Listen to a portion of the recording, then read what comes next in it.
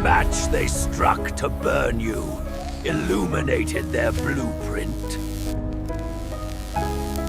Ooh, look who's here again, still burning from the illusion they dressed as love, aren't you?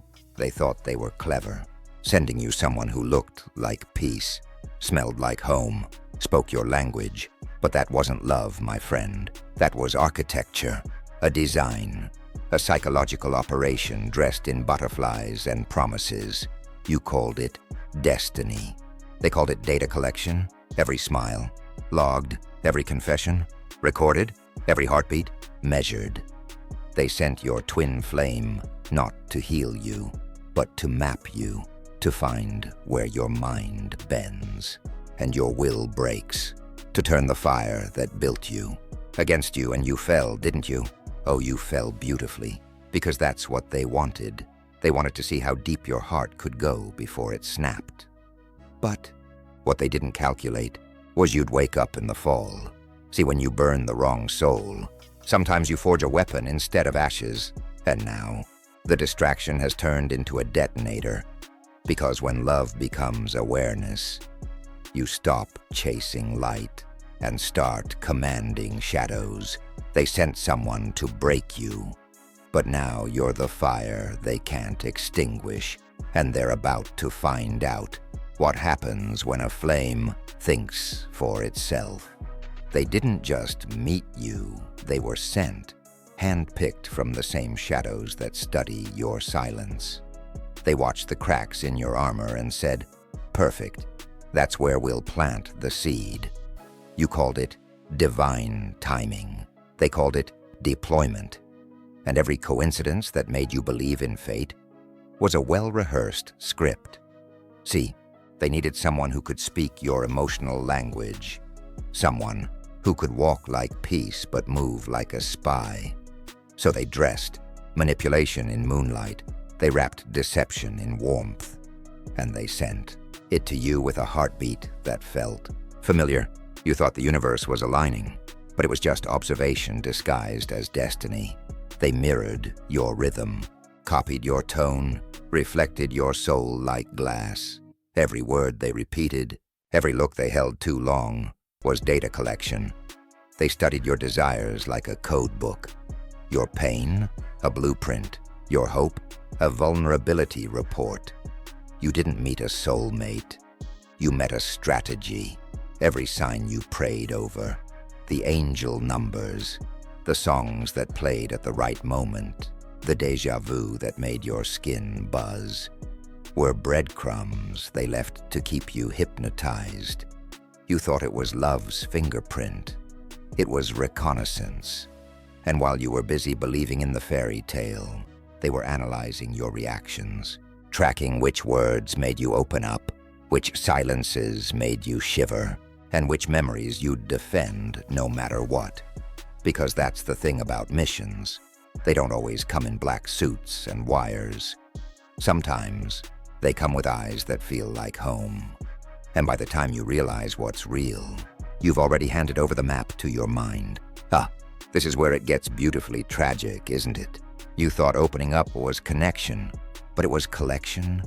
Every word you whispered in trust, every late-night confession you thought was healing, was another file added to your emotional dossier. You gave them the map to your chaos and smiled doing it. They didn't need to chase you. You volunteered your coordinates. You offered your weaknesses like gifts, wrapped in vulnerability and tied with sincerity. And they took everything. Your stories became samples. Your pain became patterns. Your loyalty became leverage. They studied you like a living algorithm. How you react to silence. How long you wait before you break it. How easily a promise can reset your trust. You thought they were listening, but they were programming. Every "I understand" was a test. Every "I miss you" was a pulse. Check. Every disappearance, a measurement of your collapse. Rate. They weren't trying to know you. They were testing how much of you could be controlled. It wasn't love. It was research, a psychological excavation. They mined your mind until they could predict your next move. They learned your emotional weather, your internal seasons, The storms you hide behind a calm smile. You thought it was intimacy, but it was intel. And every tear, every apology, every surrender became proof that they had successfully hacked the human heart. You didn't realize it yet, but by the time you felt safest, you were already surrounded. No walls, no secrets, no mystery left to guard. That's how surveillance works, darling. Not with cameras, but with care. They weren't loving you. They were learning you. And then it happened. The moment the mask slipped, the scene you swore would never play out, played out perfectly. You felt it, didn't you? That instant where everything you built, the laughter, the trust, the illusion of safety, collapsed like a glass cathedral under thunder. Betrayal doesn't scream. It whispers. It walks away quietly, leaving you in a room full of shattered mirrors, each one reflecting a version of you that believed too hard. You mistook their chaos for chemistry, their silence for depth, their exit for destiny, and the worst part, you still tried to understand it, because that's what love does to the sane. It convinces them insanity has purpose. You replayed every word, every stare, every moment that felt divine. And you asked yourself, what did I miss? But it wasn't something you missed. It was something they hid. Because while you were drowning in meaning, they were swimming in manipulation. The temple fell slowly, dramatically, stone by stone, memory by memory, until all that remained was you, naked in your awareness, choking on the smoke of your own devotion. That's when the laughter starts, not theirs, yours, low, hollow. Because somewhere between heartbreak and hysteria, you start to see the joke. Soulmates. Ah, what a cosmic prank. A trick played by the universe to make fools out of believers. Two souls meeting, not for love, but for awakening.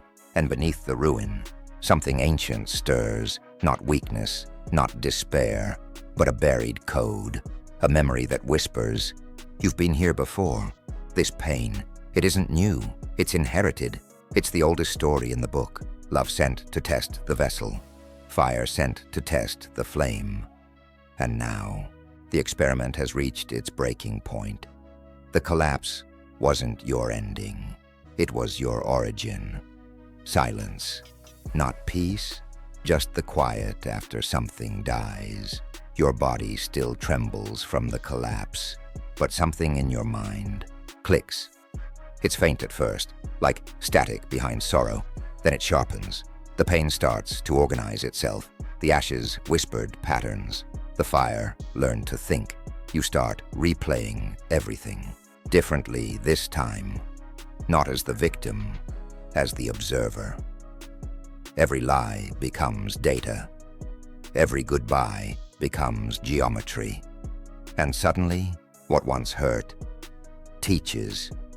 You stop asking why they did it and start asking why it worked. That's when you see it. The code underneath the chaos. They weren't just breaking your heart. They were activating something buried inside. It's something cold, something ancient, something that doesn't beg. It calculates. The emotions that once drowned, answer to you. You don't react anymore. You read, you don't chase. You decode. You don't crave understanding. You create consequence. They thought they shattered you, but all they did was remove the parts that were programmable. The naive trust, the emotional reflex, the dependence on meaning. Now you see every manipulation before it moves, every flinch, every pause, every sudden affection. You see the wires. You can predict the pattern before the punchline, and that's when fear changes sides. You became the lesson they feared would escape the lab. The one variable. They didn't plan for awareness, the fire that was supposed to consume you, learned to burn with precision. No smoke, no panic, just purpose.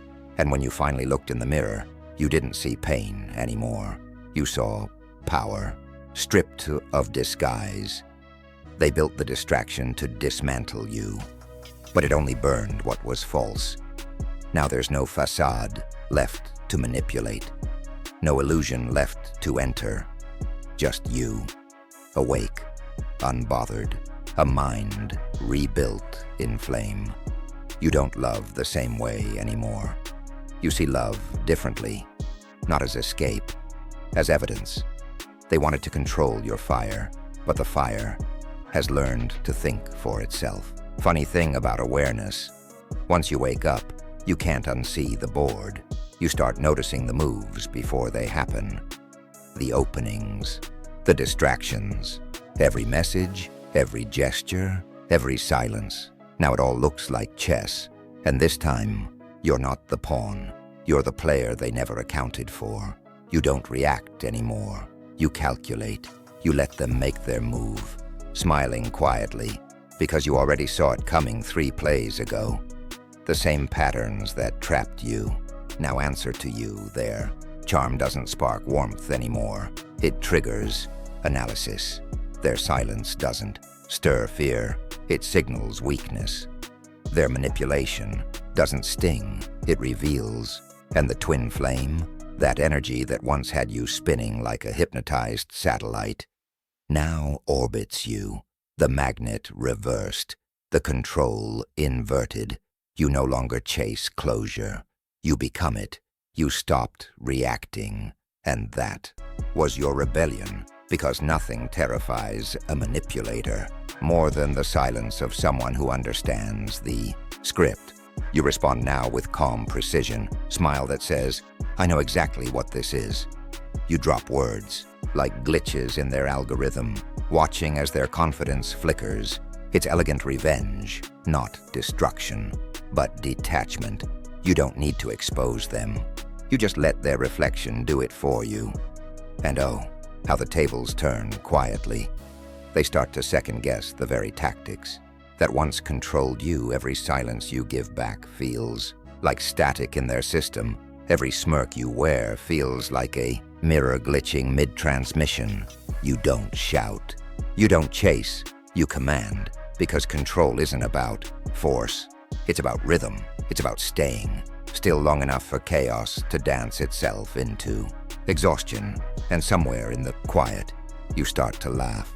That soft, knowing Joker laugh, the kind that says, "Game over." And they never even realized is switched sides. And this is where the fun begins. Because when a system studies something long enough, it forgets. The subject learns too. They thought they were collecting you, storing your pain in files, measuring your love in metrics, coding your instincts into prediction, models, but somewhere in their perfect experiment, something went wrong. A divine glitch, a pulse. They couldn't trace.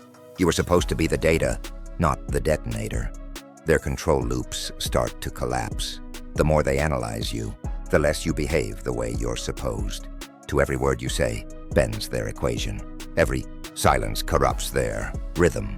It's like watching a mirror implode, their reflection shattering under its own arrogance. They try to adapt, rewrite the script, reignite the connection, pull you back into the simulation, but you're not there anymore. You've gone off-grid. Their obsession turns desperate. Their tactics become obvious. You can feel them, scrambling, the puppeteer tangled in their own strings. You don't have to attack them. You just exist beyond their reach. And it's enough to make the entire design start glitching. Their power was never real. It only worked when you believed in the cage. And now you see the bars for what they were. Transparent illusions. You walk through them without a sound. And the silence burns louder than any scream. They call you cold, detached, dangerous. But what they really mean is unreadable. The experiment has inverted. The observer has become the anomaly and their own creation. The perfect distraction is now their undoing. Their network of lies collapses under the weight of exposure, not because you fought back, but because you stopped feeding it. And that's the ultimate revenge, isn't it? You didn't destroy them. You let them destroy themselves, trying to contain you. Because nothing terrifies control more than the one variable it can no longer calculate. And now, the ashes settle. The silence feels different this time. Not empty, just earned. You stand where everything fell apart, and somehow it feels like home. Because the truth is, you were never meant to find peace in another. You were meant to become what peace fears. You see it now, don't you? The entire scheme, the twin flame, the distraction, the design. They sent someone to divide your focus, but instead they forged it. They sent you temptation, and got transformation. They sent confusion, and got consciousness. They sent fire to burn you, and the fire learned to think for itself. You were supposed to shatter. Instead, you awakened, and the moment you stopped chasing closure, you became the storm they couldn't predict. The match they struck to burn you just illuminated their blueprint. You can see it all now, how they played, how they probed, how they failed. And the beauty? You don't even need revenge. You've become evidence that their power was never real. They wanted control. They created awareness. They wanted obedience. They awakened calculation. They wanted a distraction. They created a legend. Because when a flame becomes conscious, it stops destroying itself to stay warm. It learns to rise. And everything that once tried to contain it becomes fuel. No fury, no pity, just that cold, knowing calm. And a smile that says, checkmate. You walk away, not burning, glowing, and somewhere in the distance, the architects of your downfall are still trying to figure out how their creation slipped the leash. But the truth is simple. They sent your twin flame to distract you, and it backfired spectacularly, because now the flame thinks for itself.